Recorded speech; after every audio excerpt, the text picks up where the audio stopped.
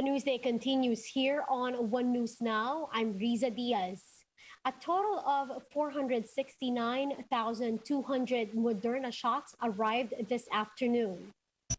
The doses were shipped through Singapore Airlines SQ912 and arrived at the NAIA Terminal 3 in Pasay City around 3:30 in the afternoon.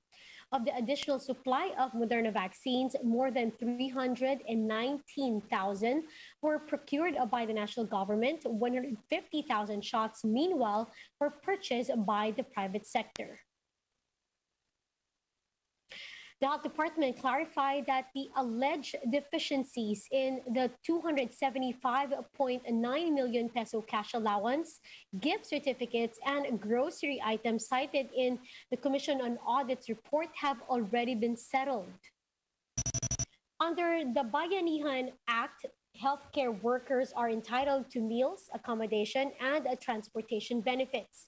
The DOH said it has downloaded 2.4 billion pesos to Centers for Health Development, DOH hospitals, as well as specialty hospitals.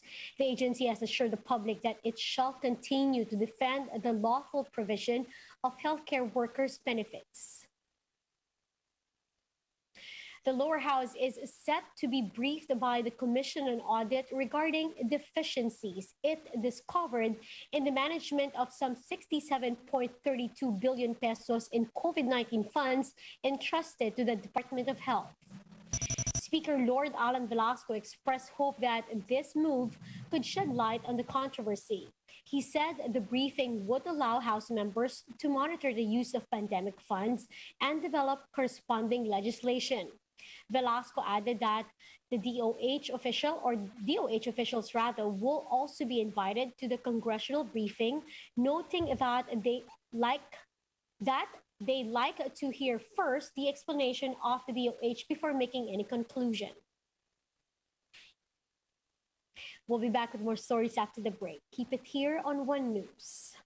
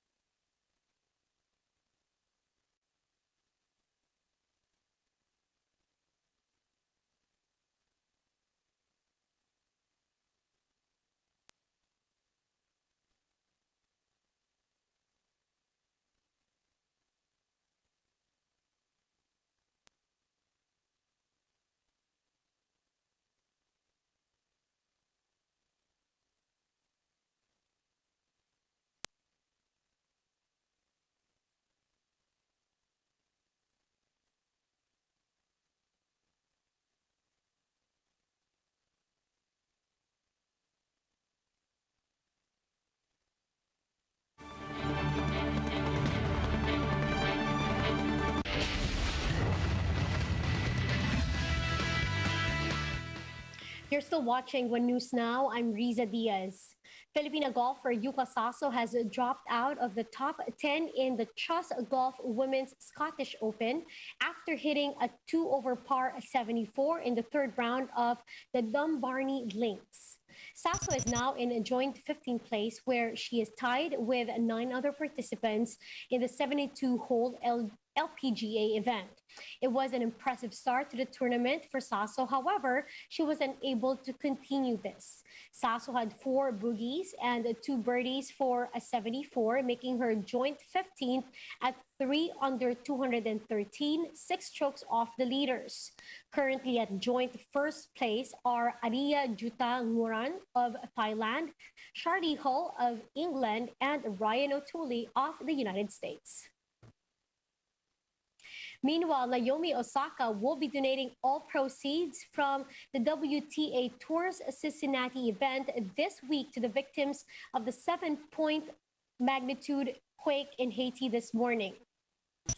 On Twitter, Osaka said, quote, "It really hurts to see all the devastation going on in Haiti." The tennis player has a personal connection with the disaster-stricken country as his father was from there. Osaka's grandparents also did not speak English and communicated with her in Creole, the language mostly used in Haiti. Now, at least 300 people were reported killed following the massive quake. The Philippine boxing team from the Tokyo Olympics is set to complete their 7-day quarantine. The boxing team, composed of silver medalist Nesty Pitesio and Carlo Paalam, bronze medalist Yuber Marshal, and fellow boxer Irish Magno, had been staying at the Summit Ridge Hotel in Tagaytay since their arrival last August 9. Since the boxers had been fully vaccinated against COVID-19, they only had to be quarantined for 7 days. With this, they made sure to celebrate the near end of their quarantine.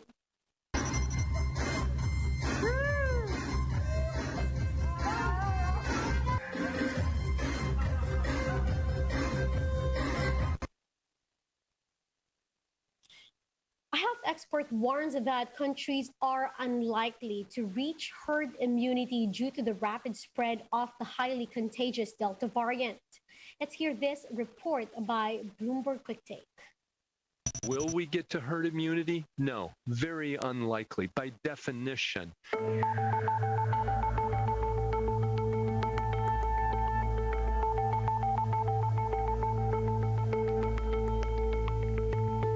Delta variant, we are probably talking 85, 90, getting close to 95%. Could this have been controlled and eliminated?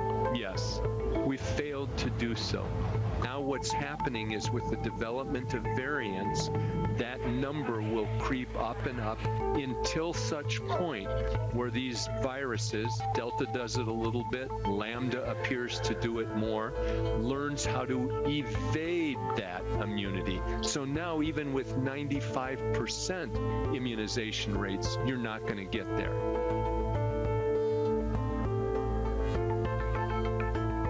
Get us a long way with the tools we have right now is borders are controlled, people are wearing proper masks properly. That's a big proviso there. Most people are not wearing them properly, and everybody got vaccinated. So the long-term answer is probably more variant-focused or pan-corona vaccines that are given orally or by nasal spray or some method that allows mucosal immunity and therefore infection blocking.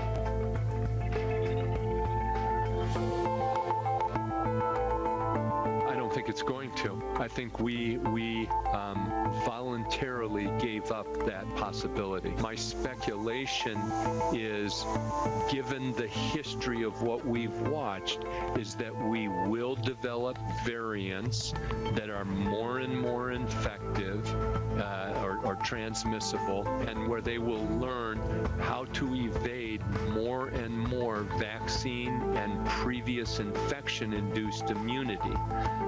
forcing us to either give repeated boosters or boosters. And then if we're lucky, what is likely to happen is that this will become something more akin to influenza, where we will always have it. It'll become perhaps more seasonal, like the seasonal coronaviruses are currently, and we will just have to keep immunizing. And for more updates, visit News 5, the Philippine Star, in Business World Online. You may also visit our website, onenews.ph, for more in-depth analysis. You can also catch One News on Signal Play app. Register for a free account now at www.signalplay.com and stream One News live anytime, anywhere. I'm Riza Diaz. Mask on, wash hands, and stay safe, Philippines. We are One News.